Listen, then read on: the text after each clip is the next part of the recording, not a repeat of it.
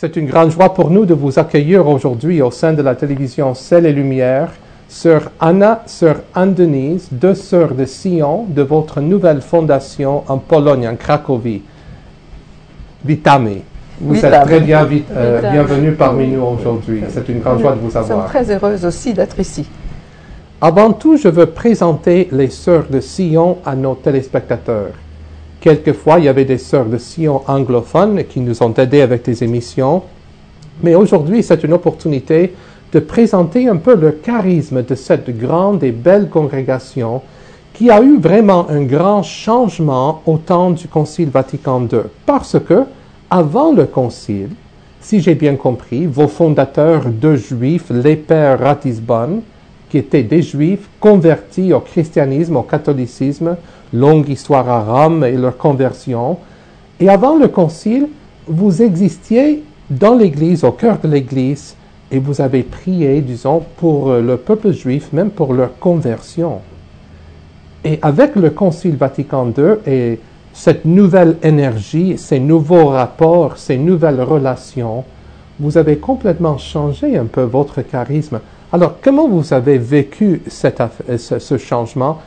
Quelle était la vocation de Sion quand vous êtes entré et quelle est la vocation de Sion maintenant? Sœur Anne-Denise. Quand je suis entrée, c'était juste au moment du Concile. Donc, on peut dire que je suis un enfant, enfin, un vieil enfant du Concile. Je suis entrée au moment d'un changement. Oui. D'un changement. Alors, qu'est-ce que c'était ce changement? Ah, ce changement, c'était, donc maintenant je peux dire, une révolution copernicienne. Oui, le changement, c'est que vraiment le Concile, et surtout Nostra Aetate, ce numéro 4 sur le judaïsme, oui, ça a enthousiasmé toutes les sœurs. Parce qu'il y a quand même une petite préhistoire. Le Concile ne nous est pas tombé comme ça sur la tête. Hein. Il y avait quand même, déjà un peu avant, nous avons pensé que le temps est fini de prier pour la conversion des Juifs et de prier dans le sens de la repentance, déjà avant. Et nous nous sommes engagés avec d'autres pour que cette petite déclaration voie le jour. Donc, une fois qu'elle a vu le jour, pour nous, c'était, mais comment nous allons traduire ça dans la réalité? Alors là, il y a eu c'était formidable, formidable. Et pour les plus jeunes sœurs, à l'époque, j'avais 35 ans, il y a eu tout un programme au moins pour les sœurs européennes et après pour les sœurs du Canada aussi et pour d'autres, d'aller à Jérusalem pendant 2 ans, 2 années pour nous familiariser avec l'hébreu et aussi pour éventuellement connaître mieux ce peuple vivant. Donc c'est ce que j'ai vécu. J'ai eu la joie aussi de vous connaître à Jérusalem, de connaître votre congrégation dans vos belles maisons à Jérusalem, oui, la maison à Ein-Kerem, le village de la Visitation, oui, de Marie-Élisabeth, oui, et puis la fameuse maison bien sûr de Ecce Homo à Jérusalem, oui, oui, et puis votre communauté contemplative aussi. Alors oui, vous êtes bien enracinés. In Sion firmata sum, votre thème, et puis à Jérusalem, vous êtes vraiment enracinés. Oui, oui. Sœur Anya, Sœur Anne, vous avez une autre expérience parce que vous êtes venue à la congrégation quelques années après le Concile, même quelques dizaines d'années après le Concile. Alors, quand vous êtes entrée à la congrégation de Sion, qu'est-ce qu'il y a qui vous a attiré à cette communauté et pas d'autres communautés, par exemple? Oui, c'est justement ça. Je cherchais déjà une communauté qui vivait Vatican II, qui mettait en route tout ce qui Vatican II a demandé à vivre dans l'Église. Donc, tout ce que les sœurs avant moi ont fait les 2 années à Jérusalem, moi je fais pendant le temps de noviciat. Même avant noviciat, premières 3 mois de contact avec la communauté de Sion, c'était justement à Ein-Kerem de Jérusalem, et près de Jérusalem. Alors après, voilà, c'était ce qui m'a beaucoup toujours touché dans cette congrégation, c'est cette ouverture, ouverture vers Dieu. Si on dit ouverture vers Dieu, c'est les ouvertures vers les hommes. Alors, comme ça, j'ai découvert par la Bible aussi cette vivacité de l'esprit dans les autres. Et c'est les autres, pour moi, c'était les Juifs. Alors, de toute cette découverte, pour moi, c'était quelque chose de très vivifiant pour ma foi, pour ma propre foi. J'ai à nouveau redécouvert Jésus-Christ juif. Alors, qu'est-ce que ça veut dire? Qu'est-ce que ça veut dire que Marie était une femme juive? Qu'est-ce que ça veut dire que Jésus allait à la synagogue pour prier? Qu'est-ce que ça veut dire qu'il avait des disciples? Qu'est-ce que ça veut dire? Alors voilà, grâce à la congrégation, j'ai découvert toute cette dimension biblique de la foi chrétienne. Souvent, nos téléspectateurs nous demandent pourquoi vous insistez, me demandent la question, pourquoi vous insistez sur le judaïsme de Jésus, les racines juives de Jésus? Et pas pour dire que peu importe où Jésus est né, le fait qu'il soit fils de Dieu, c'est tout ce qui importe, c'est tout ce qui est important. Mais pourquoi, ma sœur, est-ce que vous insistez sur les racines juives de Jésus? Qu'est-ce que ça vous apporte? Parce qu'autrement, je ne peux pas comprendre l'Évangile, à mon avis. Si je lis l'histoire des femmes hémorroïdes, je ne comprends pas pourquoi elle a touché la manteau de Jésus, pourquoi c'était tellement important cette manteau. Finalement, c'était les tzitzit qui la touchaient. Et tzitzit, qu'est-ce que ça veut dire? C'est la chose qui envoie vers la prière vers Dieu. Alors voilà, elle a prié Dieu. Ou une autre aveugle sur le chemin qui crie Jésus, Je te vois. de Nazareth. C'est ça. Il entend que c'est Jésus de Nazareth. Oui. Alors il crie après Jésus, fils de David. Qu'est-ce que ça veut dire, fils de David? Cette histoire magnifique de Bartimée qu'on vient d'entendre il y a quelques semaines. Oui. Alors, quand vous êtes entré chez Sion, aux Sœurs de Sion, vous êtes venu quand même comme une Polonaise. C'est pas une Italienne, c'est pas une Espagnole, c'est pas une Américaine, une Canadienne. Et en entrant dans cette communauté comme une jeune Polonaise, vous êtes venu aussi avec une certaine arrière-fond, avec une histoire pas tout à fait facile à comprendre pour centaines d'années. Parlez-nous un peu de cet esprit anti-judaïsme, antisémite qui existait en Pologne. Et où est-ce que vous avez vu le grand changement?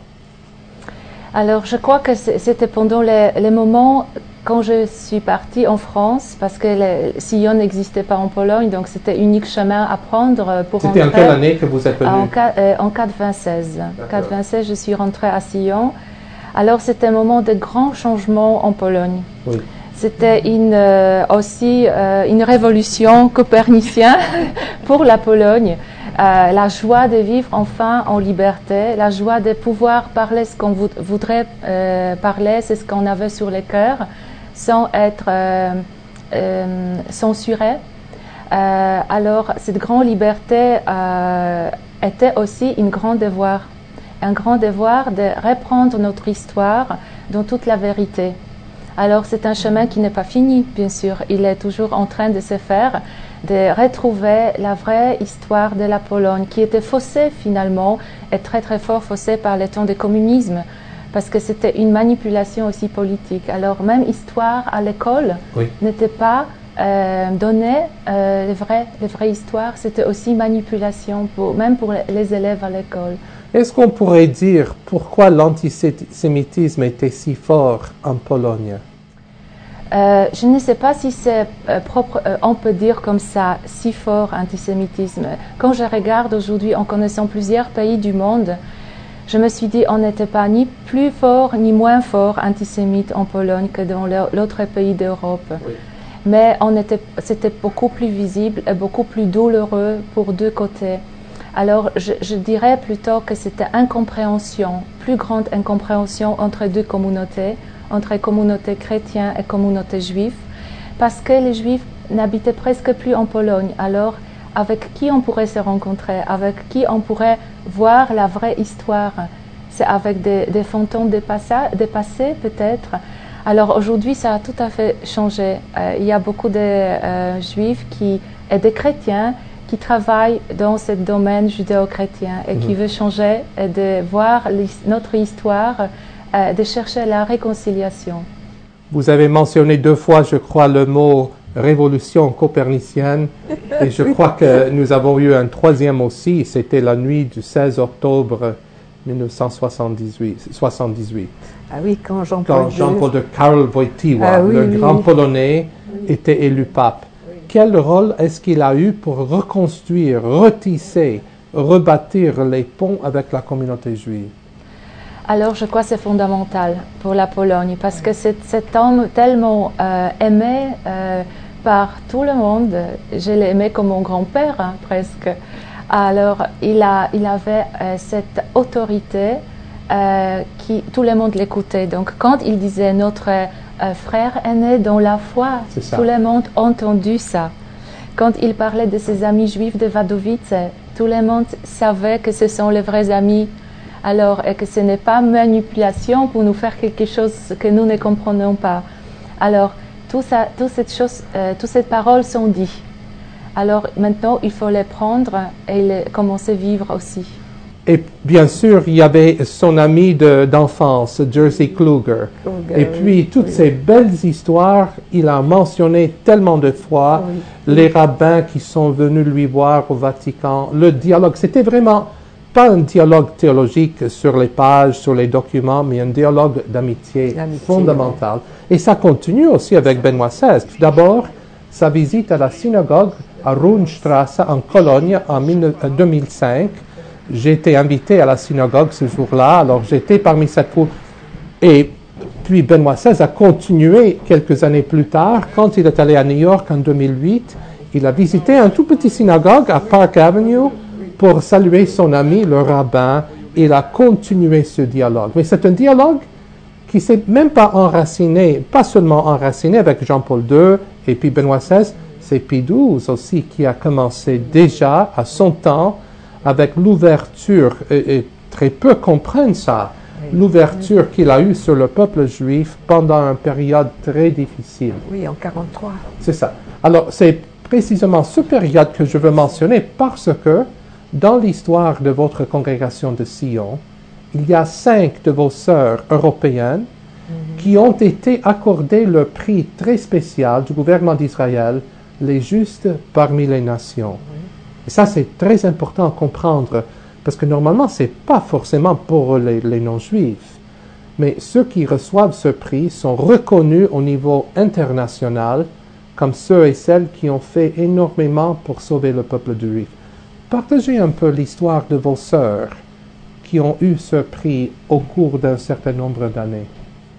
Oui, ce prix est reçu si quelqu'un donne un témoignage que pendant la guerre, vous avez sauvé un enfant, un adulte, vous avez sauvé des Juifs. Donc c'est très officiel. Et nous avons 2 sœurs belges qui ont reçu la médaille à des moments différents, une sœur française et 2 sœurs italiennes. Et justement, qui, au moment où les Allemands, en 1943, sont entrés à Rome, parce que l'alliance avec l'Italie était terminée, ils ont malheureusement commencé la chasse aux Juifs.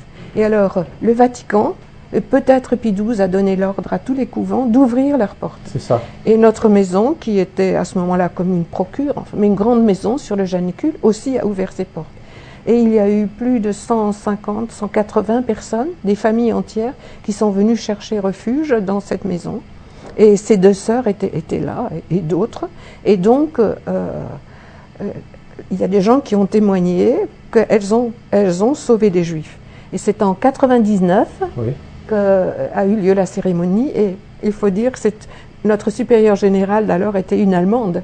Et c'est elle qui a reçu la médaille Mechtilde. Elle a reçu la médaille, oui. Et c'était accordé à Yad Vashem, non?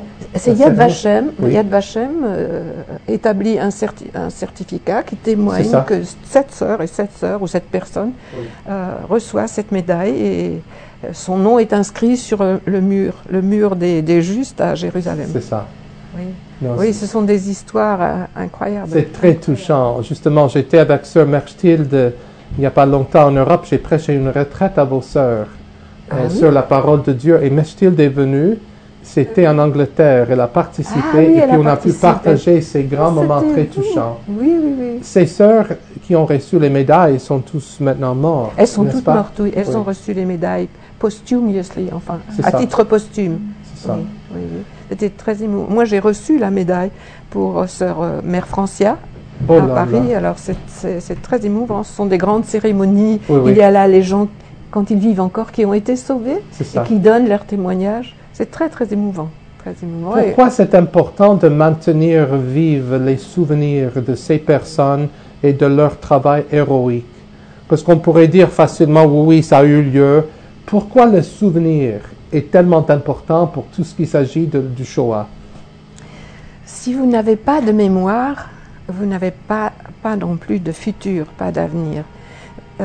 La mémoire, c'est quelque chose qui vous tient vivant, mais qui devrait vous projeter dans l'avenir. Donc, si vous n'avez pas de mémoire, vous n'avez pas de racines. C'est ça les paroles de Georges Santayana, le grand philosophe. C'est ça. Ceux qui ne se souviennent pas du passé sont toujours condamnés à le revivre. Et je crois que c'est très important aussi parce que les communautés comme la vôtre et puis d'autres personnes dans l'Église nous rappellent toujours le souvenir. Et le souvenir, c'est à la base de notre foi aussi. Oui, c'est à la base de notre foi. Le zikaron en hébreu, et puis le fait de souvenir l'Eucharistie, commémorer encore une fois. Oh oui, mais il faut, c'est aussi l'État d'Israël qui donne une reconnaissance, oui, et c'est bon aussi pour les Juifs qui ont été sauvés de savoir que des non-Juifs ont sauvé. C'est ça. Oui. Sinon, c'est tellement terrible leur histoire que... Il suffit de penser, quand j'ai fait mes études en Allemagne, j'ai étudié dans un village juste à côté de Dachau. Ah oui. Et puis, tous les samedis, je prenais le bus et j'allais prier à Dachau. Et je me suis rendu compte que Dachau, c'était un camp de concentration le plus grand diocèse du monde, parce qu'il y avait à un moment donné 10 000 prêtres, les évêques, les religieuses qui ont été internes à Dachau. Et puis, combien de... Il suffit de penser aussi, moi je considère Edith Stein, Teresa Benedicta de la Croix, un vrai modèle de réconciliation. Je sais que c'est un personnage contesté, mais c'est un modèle de réconciliation pour le peuple juif et le peuple chrétien. Jeune sœur que vous êtes, sœur Anne, qu'est-ce que c'est le message que vous voulez transmettre aux jeunes aujourd'hui, surtout les jeunes en Europe? Parce qu'on voit quand même un certain oubli de ce moment de l'histoire, un manque d'intérêt à tout ce qui s'agit du Shoah et puis les luttes du peuple juif. Qu'est-ce que vous voulez transmettre à cette génération? Je crois que les deux choses plus importantes, c'est chercher les témoins, chercher les témoignages, demander comment c'était, comment ça s'est passé, de celles qu'ils ont vécues, comment ils ont vécu, pourquoi, comment ils comprenaient ce temps-là, chercher, poser les questions quand ils sont encore en vie. Et l'autre, chercher amitié. Oui. Amitié parmi tous les peuples, pas uniquement aux juifs polonais, mais polonais, allemands, français, anglais, américains, canadiens, tout le monde, parce que le monde est si beau qu'il faut trouver et chercher, ouvrir son cœur à l'amitié. Et c'est l'amitié qui va nous mener vers la paix. Concrètement, en Pologne, en Cracovie, quelle est votre mission, votre ministère, votre travail apostolique? Mais quand nous sommes arrivés à Cracovie, donc il y a 5 ans maintenant, nous nous sommes dit qu'est-ce que nous sommes venus avec notre charisme, donc cet amour du peuple juif. Mais que faire dans cette ville et dans ce pays? Et parce que nous n'étions pas les seuls déjà à travailler, disons, dans ce champ d'amitié entre juifs et chrétiens, ou de relations qui se rebaptisent. Et alors nous nous sommes dit, qu'est-ce que nous allons faire? Quel va être notre chemin? Et nous avons pensé, notre chemin, ça va être la Bible. Mais pas seulement le Nouveau Testament, la Bible tout entière. Et essayer d'apprendre à lire la Bible, non seulement avec la tradition chrétienne, mais aussi avec la tradition juive, pour qu'à travers la Bible, les gens reçoivent cette amitié pour un peuple vivant. Ça, je te laisse la parole. Alors, c'est pour ça on a pensé justement d'essayer de montrer aux chrétiens les racines dans la Bible, enracinement biblique de la foi chrétienne. Alors, nous avons des groupes bibliques à la maison qui sont... Avec des Polonais. Bien sûr, oui, avec des gens de Cracovie. Qui vient chez nous pour tous les 2 fois par mois pour une groupe biblique. C'est une préparation au dimanche. Donc nous préparons la lecture Ancien et Nouveau Testament et les psaumes en regardant dans la lumière des traditions chrétiennes et les traditions juives. Donc c'est une préparation au dimanche. Aussi, j'ai un groupe des étudiants dans une monnerie d'étudiantes de l'université de Cracovie. Aussi, c'est un groupe biblique toutes les semaines. Je travaille aussi dans une école, je enseigne la catéchèse. Mais cette école est spécifique parce qu'elle a ses racines protestantes. Alors pour nous, c'est aussi très important un travail écuménique. Donc dans cette école où il n'y avait presque rien qui était religieuse, nous avons commencé avec un prêtre protestant, la prière écuménique qui commence et qui finit l'année scolaire, mais aussi avant Pâques et Noël. Et comme ça, les enfants sont invités une fois dans l'église catholique, une fois dans l'église protestante. Oui. Donc, nous faisons aussi retraite au centre de dialogue des prières à Auschwitz. Oui. Donc, chaque année. C'est très important. Oui, voilà, en avant. C'est Père Manfred de Seller, c'est un prêtre allemand qui nous invitait pour collaborer. Et nous préparons chaque fois une retraite qui a quelque chose avec les chrétiens et quelque chose avec le judaïsme. Donc, par exemple, une fois, nous avons préparé un messianisme vu par un juif, un messianisme chrétien. Qu'est-ce que ça veut dire? Très important. Voilà. Et c'est facile aussi à répéter où nous sommes. Oui. Ce n'est pas des choses farfelues, impossibles à faire, mais des dialogues. Et surtout dans une ville comme Toronto, par exemple, où les voisins, nos voisins sont les juifs, les musulmans, et puis c'est très important de créer. Ça, j'ai appris de votre communauté. Oui. Mais après tout, nous avons aussi rejoint les groupes qui existaient déjà. Donc, par exemple, Conseil des chrétiens et des Polonais à Varsovie. Oui. Donc, c'est une institution maintenant qui s'occupe de dialogue. Nous faisons Simchat Torah, Joie de la Torah, ensemble dans l'église catholique, où nous invitons les juifs pour prier ensemble. Il y a d'autres moments quand nous allons à la synagogue pour prier, pour participer à la fête, quand on est invité aussi par nos amis juifs. Nous invitons aussi nos amis juifs pour nos célébrations et c'était une grande joie.